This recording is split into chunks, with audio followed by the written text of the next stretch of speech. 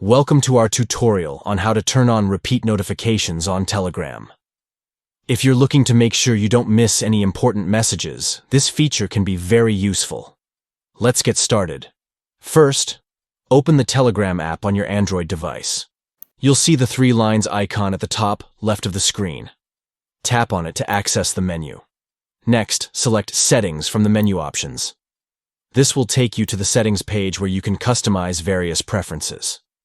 Now, go to the Notifications and Sounds section. This is where you can adjust how you receive notifications on Telegram. Scroll down until you see the option for Repeat Notifications. Tap on this to enable the feature.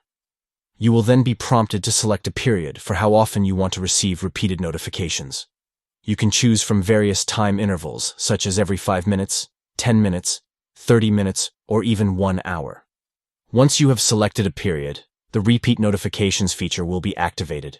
You will now receive notifications for unread messages at the specified interval until you open the chat. And that's it. You have successfully turned on repeat notifications on Telegram. Now you can stay on top of your messages and never miss an important update. Thank you for watching, and we hope this tutorial was helpful. Don't forget to like and subscribe for more tech tips and tricks. See you next time.